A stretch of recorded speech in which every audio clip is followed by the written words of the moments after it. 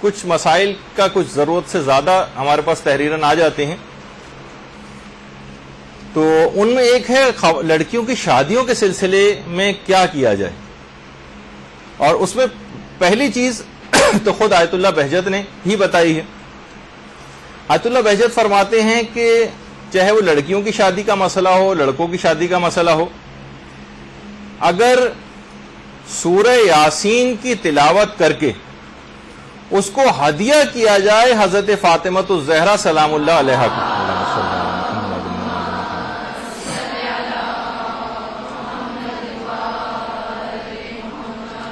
یاسین پڑھنے کے بعد اس کو ہدیہ کیا جائے حضرت زہرا کو, تو یہ انتہائی مجرب ہے شادیوں کے سلسلے. آیت اللہ بہجت کا جملہ ہے. اور علامہ ابو الحسن مرتضوی اصفہانی جو عملیات کے سلسلے میں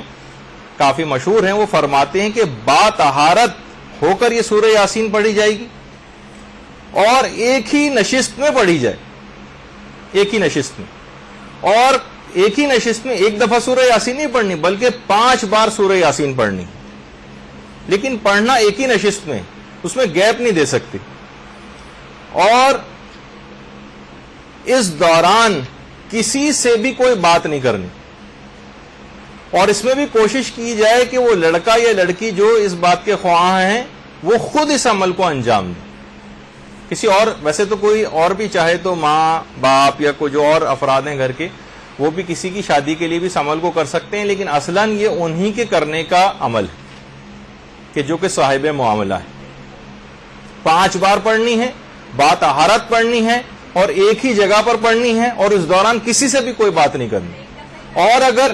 اس کو جب تک مدعا روزانہ 5 بار سورہ یاسین پڑھنے میں کون سا ایسا مسئلہ ہے کہ ہم کوئی ظاہر ہے کہ کچھ اس طرح کا معاملہ تو نہیں کر رہے کہ بس ہم نے انگوٹھی رگڑی اور جین حاضر ہو جائے اور ہمارا کام ہو جائے. ظاہر ہے کچھ دن بھی اگر اس کام کو کرنا پڑے تو اس میں کرنے میں کون سی ایسی قباحت ہے, لیکن انتہائی مجرب ہے. جن جن افراد نے اس کا تجربہ کیا ہے وہ سب کے سب افراد ماشاءاللہ شادی شدہ ہو چکے ہیں. تو بہرحال اس عمل کو ضرور وہ افراد انجام دیں کہ جو کہ اس لحاظ سے میں نے کہا کہ صاحب معاملہ. البتہ اس دوران کوئی بات نہیں کرنی. اگر اس دوران کوئی بات چیت کی تو سمجھیں کہ وہ عمل نل اینڈ وائڈ ہو گیا اور آپ کو اس عمل کو پھر دوبارہ کرنا پڑے گا. ایک تو یہ مسئلہ ہے. اچھا, یہی علامہ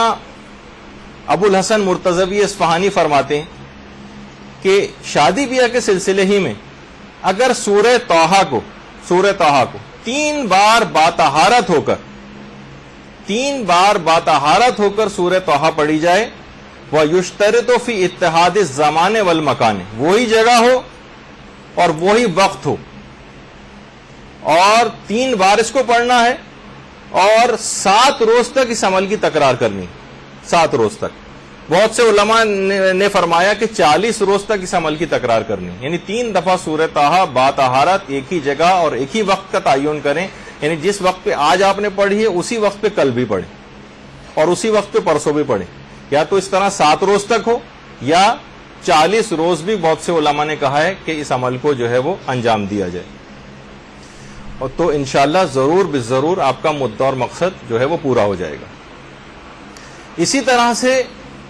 تیسری چیز جو آیت اللہ بہجتی نے بتائی ہے وہ قرآن کی ایک آیت ہے کہ جو زیادہ سے زیادہ پڑھنی ہے, جو سورہ قصص کی آیت نمبر 24, سورہ قصص کی آیت نمبر 24 جو آپ کے سامنے, فَسَقَى لَهُمَا ثُمَّ تَوَلَّى إِلَى الظِّلِّ فَقَالَ رَبِّ إِنِّي لِمَا أَنزَلْتَ إِلَيَّ مِنْ خَيْرِ فَقِيرٌ. اچھا, یہ جو ہے اصل میں یہ آیت ہے حضرت موسیٰ سے متعلق. حضرت موسیٰ جب فرعون کے مظالم سے گھبرا کر اور بچتے بچاتے نکل کھڑے ہوئے تھے کہ ہم کسی طریقے سے وہ فرعون کے مظالم سے نجات حاصل کر لیں, تو یہاں تک کہ ان کے پاؤں میں چپلیں تک نہ رہی تھیں حضرت موسیٰ کی, اور پاؤں میں چھالے اور آبلے پڑ گئے تھے پیدل چل چل کے فرعون کے مظالم سے جو گھبرا کر وہاں سے چلے تھے. اس کے بعد ایک جگہ حضرت موسیٰ آئے, دیکھا کہ کنویں سے کچھ لوگ پانی بھر رہے ہیں, چرواہے حضرات. دور کونے میں ایک جگہ پر 2 لڑکیاں کھڑی ہوئی جو کہ شرم و حیا کے باعث پانی بھرنے کے لیے آ نہیں رہی, کیونکہ چرواہے اپنی بکریوں کو وہاں سے پانی پلا رہے ہیں.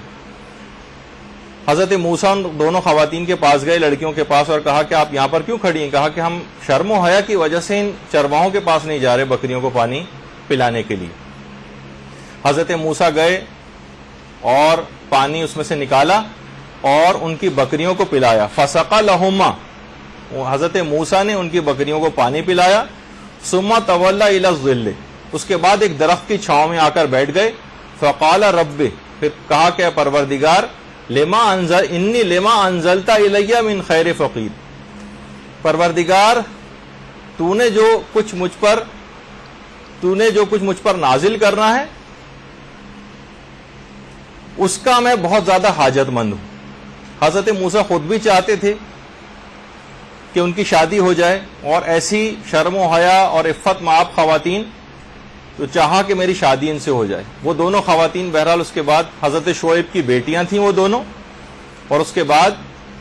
پھر حضرت موسیٰ آگے آگے چلے، کہ ہم عورتوں کے پیچھے نہیں چلتے کہ ان کے جسموں پہ نگاہ نہ پڑے، تو ان کی شرافت اور دیانت کا تذکرہ جب حضرت شعیب سے جا کر کیا تو حضرت شعیب نے پھر وہ پوری تفصیل ہے کہ کس طرح سے کتنے سالوں کے لیے اپنے پاس ان کو خدمت گزاری کے لیے رکھ لیا، اور وعدہ کیا کہ اپنی بیٹی کی شادی ان سے کر دیں گے۔ اور اس کے بعد چھوٹی بیٹی کی شادی ان دونوں میں سے، تو اس کے اندر بھی ایک پیغام ہے کہ بعض اوقات والدین بڑی بیٹی کی وجہ سے بٹھا کے رکھتے ہیں کہ ان کے پہلے بھی رشتے آ جائیں، تو حضرت شعیب نے اپنی چھوٹی بیٹی کا نکاح جو ہے حضرت موسیٰ سے کر دیا تھا۔ تو بہرحال یہ والی جو دعا ہے کہ اس وقت ان کے دل میں ایک انکلینیشن ایک پیدا ہوئی تھی کہ اب میری شادی ہو جانی چاہیے، اس لحاظ سے پروردگار سے ایک دعا کی، تو اس دعا کو اگر کوئی کثرت کے ساتھ پڑھے، جو قرآن کی آیت ہے یہ جو حضرت موسیٰ نے پڑھی تھی، جو کہ سورہ قصص کی آیت نمبر 24 ہے، آیت اللہ بہجت نے کہا کہ جو بھی اس آیت کو زیادہ سے زیادہ پڑھے گا انشاءاللہ وہ اپنے مقصد کو پا لے گا، بامراد ہو جائے گا اور اس کی شادی ہو جائے گی۔ ایک تو یہ ہے۔ دوسرا آیت اللہ بہجت نے ایک چیز اور بھی فرمائی کہ زیادہ سے زیادہ سورہ فرقان کی یہ 74ویں آیت پڑھی جائے، ربنا حب لنا من ازواجنا وذریاتنا قرۃ اعین واجعلنا للمتقین اماما،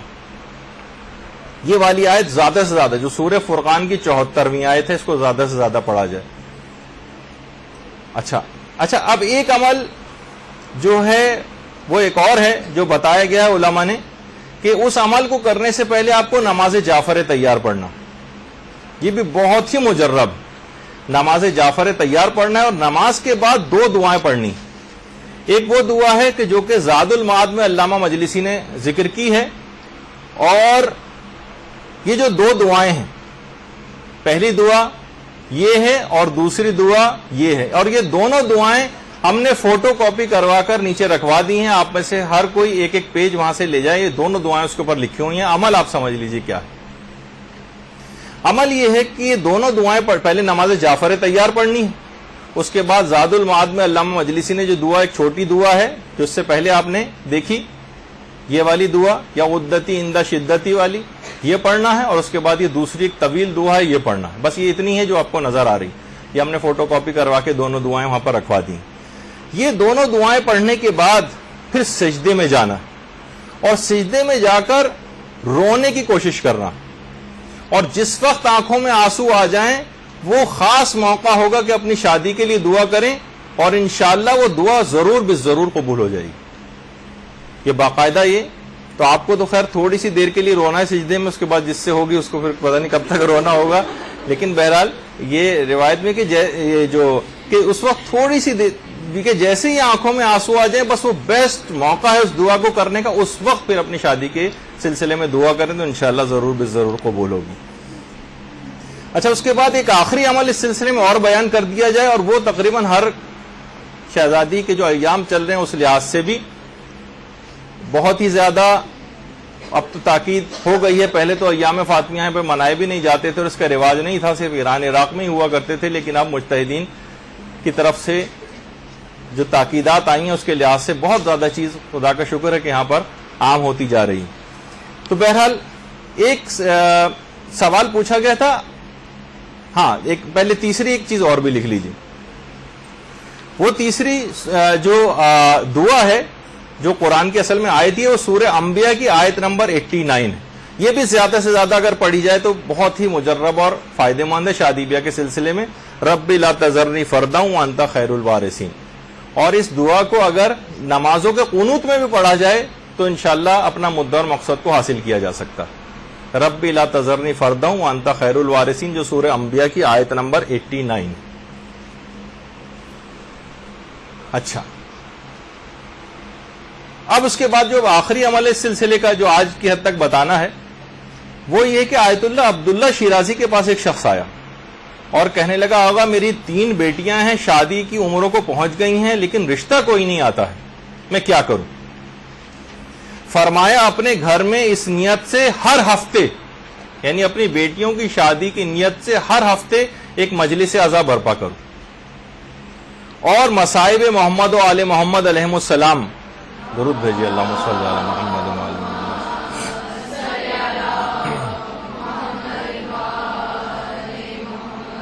اور مصائب پڑھو. اس نے کہا کہ آغا آپ سمجھے نہیں میں کیا کہہ رہا ہوں، میرا مسئلہ یہ کہ میری بیٹیوں کی شادی نہیں ہوتی، شادیوں کی عمریں ہو گئی ہیں. آیت اللہ عبداللہ شیرازی نے اپنی آواز میں اور زیادہ سختی پیدا کرتے ہوئے کہا کہ جیسا میں کہہ رہا ہوں ویسے ہی کرو اور اپنے گھر میں مجلس عزا برپا کرو اور مصائب محمد و آل محمد اس میں پڑھو. وہ شخص یہاں سے اٹھ کر گیا اور اس کے بعد ہر ہفتے ایک مجلس اس نے برپا کرنا شروع کی. چند مہینوں کے اندر ہی اس کی 3 بیٹیوں کے رشتے آئے اور شادیاں ہو گئی. اللہم صلی علی محمد.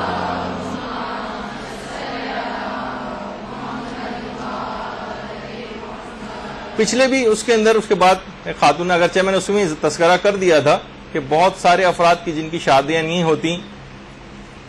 تو بہت پہلے بھی میں نے اس کا ایک جواب دیا تھا کہ وہ اس کے باوجود بھی ملول خاطر نہ ہوں. وہ خواتین کے جو اس دنیا میں کسی بھی وجہ سے ان کی شادی نہیں ہوتی، ان کو آخرت میں حضرت مریم کے درجے میں رکھا جائے گا. یعنی مقام اور عظمت کا اب اندازہ کریں کہ دنیا کی جتنی بھی محرومیاں ہیں یہ آخرت میں کتنی ہی زیادہ ملٹیپلائی ہو کر اس کا ثواب ملے گا کہ انسان سوچے گا کاش میں تمام چیزوں سے دنیا میں محروم ہی رہ جاتا، جو اس محرومیت کا جو ثواب ایک رکھا گیا ہے آخرت میں.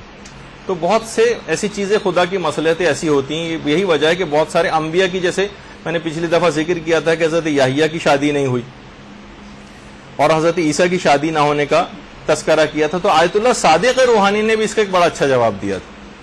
انہوں نے فرمایا کہ شاید حضرت عیسیٰ کے شادی نہ کرنے کی ایک وجہ یہ تھی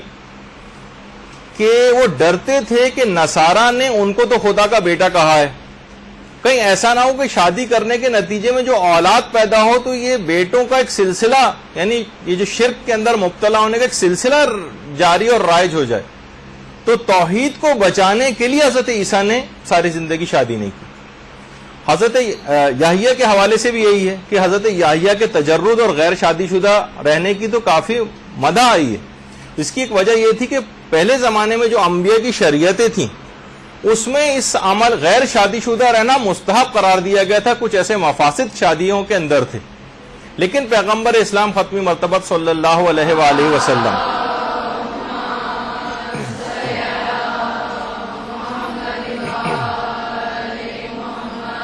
پیغمبر کی امت میں ہونے کی وجہ سے جو پیغمبر کی جو ایک شریعت جس کو ہمیں فالو کرنا ہے اس میں حکم تبدیل ہو گیا. پہلے زمانے میں کی شریعتوں میں غیر شادی شدہ رہنا مستحب تھا، تجرد کی زندگی گزارنا مستحب تھا، لیکن اب شادی شدہ ہو کر زندگی گزارنا یہ مستحب قرار پایا، کیونکہ پیغمبر اسلام کی شریعت کے کچھ احکام پچھلے قبل کے جو انبیاء گزرے ہیں ان کی شریعتوں سے ذرا الگ.